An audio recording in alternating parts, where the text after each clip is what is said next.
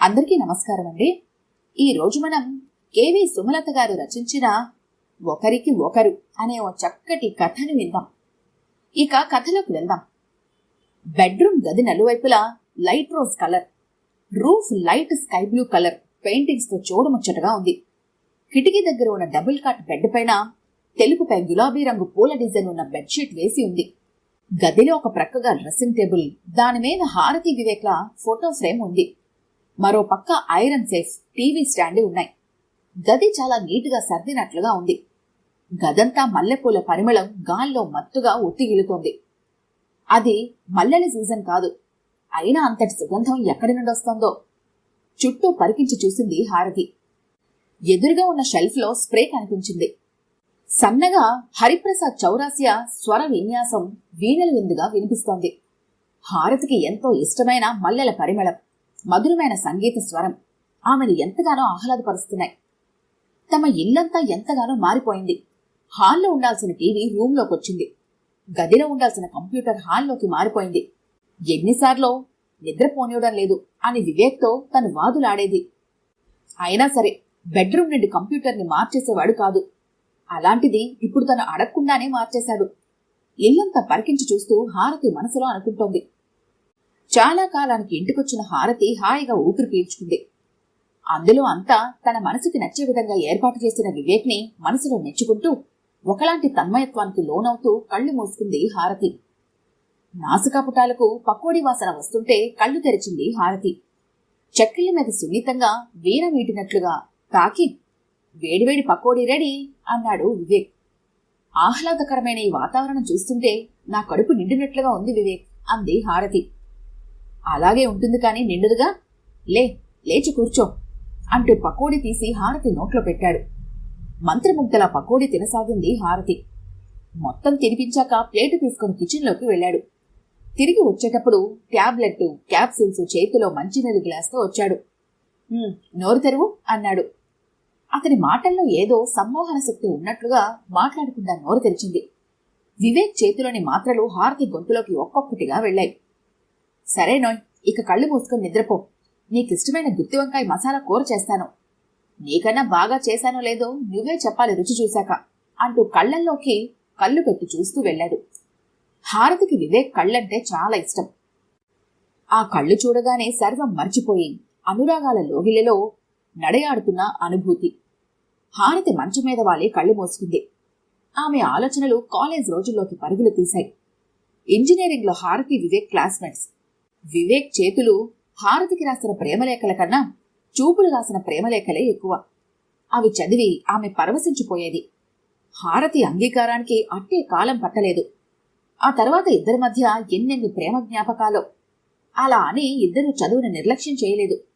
Engineering final year లో campus selection లో ఇద్దరూ సెలెక్ట్ అయ్యారు. ఆ తర్వాత ఒకే కంపెనీలో ఒకేసారి చేరారు. వివేక్ ప్రాజెక్ట్ వర్క్ కోసం ఫారిన్ టూర్కి వెళ్లాడు. హారతి అదే కంపెనీలో ఉండిపోయింది. 6 నెలల కోసం వెళ్లిన వివేక్ ఏడాది వరకు అక్కడే ఉండిపోయాడు. వివేక్ తిరిగొచ్చాక హారతి ముందు 2 ప్రతిపాదనలు ఉంచాడు. మొదటిది వారి వివాహం, రెండవది సొంత కంపెనీ పెట్టుకోవడం. అన్ని అర్హతలున్న వివేక్ ని అల్లుడిగా ఆమోదించడానికి హారతి తల్లిదండ్రులు అభ్యంతరం చెప్పలేదు. అదేవిధంగా హారతిని కోడలుగా ఆహ్వానించడానికి వివేక్ తల్లిదండ్రులు ఒప్పుకున్నారు. పెద్దల సమక్షంలో వివేక్ హారతి దంపతులయ్యారు. వివేక్ మొదటి ప్రతిపాదన అమలు జరిగాక రెండవ ప్రతిపాదన సొంత కంపెనీ, స్నేహితులతో కలిసి మొదలుపెట్టాడు. సొంత కంపెనీలోని వృత్తి జీవితం అడుగడుగున లాభదాయకమైంది. కోరి చేసుకున్న వైవాహిక జీవితం అంతులేని ఆనందదాయకమైంది. రోజులు వడివడిగా దొర్లసాగాయి. ఇదిగో పోస్టింగ్ ఆర్డర్ అంటూ తమ సొంత కంపెనీలకు వచ్చేయమని వివేక్ హారతిని కోరాడు. సంతోషంగా అంగీకారం తెలిపింది హారతి. ఈ రోజు నాకు చాలా ఆనందంగా ఉంది. మన కంపెనీలో నీవు కూడా వస్తున్నందుకు నీకు పెద్ద పార్టీ ఇస్తాను. సాయంత్రం తొందరగా వస్తాను, రెడీగా ఉండు అన్నాడు వివేక్. అనుకున్నట్టుగానే సాయంకాలం స్టార్ హోటల్కి డిన్నర్కి వెళ్లారు. చాలా సరదా కబుర్లు చెప్పుకుంటూ డిన్నర్ పూర్తి చేశారు. ఇంటికి తిరిగి వస్తుండగా నేను డ్రైవ్ చేస్తాను అంటూ స్టీరింగ్ హారతి తీసుకుంది. హారతికి డ్రైవింగ్ చేయడం అంటే చాలా ఇష్టం. అందుకే వివేక్ అభ్యంతరం చెప్పలేదు. ఊహించిన రీతిలో హెవీ లోడ్తో వస్తున్న లారీ కారును ఢీకొంది. డ్రైవింగ్ సీట్లో ఉన్న హారతికి పెద్ద గాయాలయ్యాయి. వివేక్ చిన్న దెబ్బలు తగిలాయి. చుట్టూ చేరిన జనం ఇద్దరిని ఆసుపత్రికి తరలించారు. హారతికి రక్తం చాలా పోవడంతో రక్తం ఎక్కించాలి అన్నారు. ఎమర్జెన్సీ వార్డులో చేర్పించారు. ఆసుపత్రిలో హారతి గ్రూప్ రక్తం దొరకలేదు. వేరే ఎక్కడి నుండో ఆసుపత్రి వర్గం రక్తం తెప్పించారు. ఆ క్షణంలో డాక్టర్లకు ఆ రక్తం ఆమె ప్రాణం నిలుపుతుందని అనుకున్నారు, కానీ ఆమె జీవితాన్ని బలి తీసుకుంటుంది అని తెలియదు. రోజులు గడుస్తున్నా కోలుకోవాల్సిన హారతి ఆరోగ్యం రోజురోజుకి క్షీణించసాగింది. బరువు తగ్గిపోయింది. వ్యాధి నిరోధక తగ్గింది. మళ్లీ అన్ని రకాల వైద్య పరీక్షలు, చికిత్సలు జరిగాయి. చివరకు హెచ్ఐవి అని నిర్ధారించారు. విషయం విని హారతి ఆకులా అల్లాడిపోయింది. ఎందుకా నేను బ్రతికింది అంటూ విలవిల్లాడిపోయింది. వివేక్ మ్రాన్పడిపోయినా అంతలోనే ధైర్యం తెచ్చుకుని నిలదొక్కుకున్నాడు. హారతికి ధైర్యం చెప్పాడు, అనునయించాడు, కంటికి రెప్పలాగా చూసుకున్నాడు. అతడు చూపిస్తున్న ఆప్యాయతకు హారతిలో ఉద్వేగం కట్టలు తెంచుకుంది. ముందస్తు సూచనలేని మబ్బుల్లా ఆమె కళ్ళు వర్షించాయి.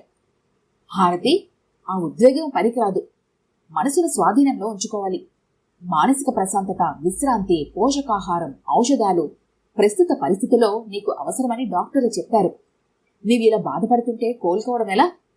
అర్థమయ్యేలా చెప్పాడు. అతని స్వాంతనపు పలుకులకు ఆమె ఊరడించబడినట్లుగా బాధను తగ్గించుకునే ప్రయత్నం చేసింది. డాక్టర్ల సలహా మేరకు హారతి కొంతకాలం ఆసుపత్రిలోనే ఉండాల్సి వచ్చింది.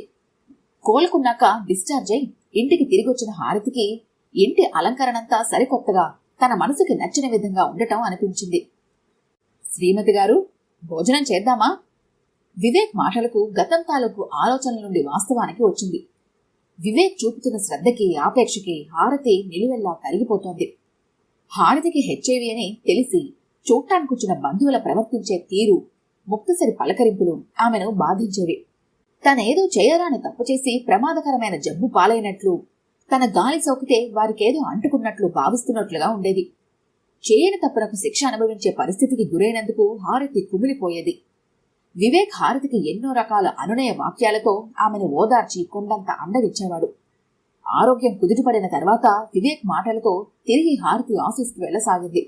ఆఫీసులో కూడా గుప్పుమన్న ఈ వార్త ప్రభావం కనిపించింది ఆమెకు. బాస్ భార్య కాబట్టి ఎదురుగా ఏమీ అనలేకపోయినా వారి చూపులు, మొహంలో కదలాడే భావాలు, వెనుకగా గుసగుసలు హారతి చెవినపడి చెలించిపోయేది.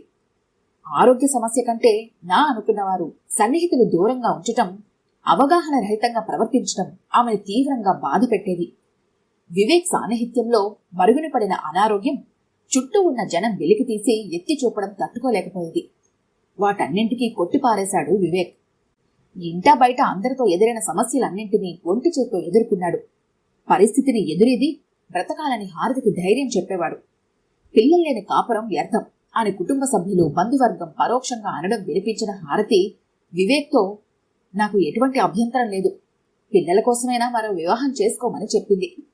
ఆమె మాటలు పూర్తి కాకుండానే, 4 సంవత్సరాల మన ప్రేమ, 3 ముళ్ల బంధం విలువ ఇంతేనా? నాకంటే వాటి గురించి నీకే ఎక్కువ తెలుసు అనుకున్నాను. నీకు ధైర్యం, వివేకం ఎక్కువ అనుకుని సంబరపడ్డాను. అలా ఇంకెప్పుడు మాట్లాడుకు. నీకు ఏర్పడిన ఇబ్బంది, కష్టం నాది కూడా. నాకు నీవు, నీకు నేను. పిల్లల కోసమైతే వేరే పెళ్లి చేసుకోవాల్సిన అవసరం లేదు. కావాలనుకుంటే మనకు ఎంతో మంది పిల్లలు అంటూ భుజం తట్టాడు. మరికొద్ది రోజుల్లో ముద్దులు మూటగట్టే 2 సంవత్సరాల పాపతో ఇంటికొచ్చాడు వివేక్. పాపను చూడగానే హారతిలోని మాతృహృదయం పరవశించింది. ఆప్యాయంగా చెయ్యి చాపగానే హత్తుకుపోయింది పాప. ఆ పసిదానిది ఎవరూ లేని నేపథ్యం.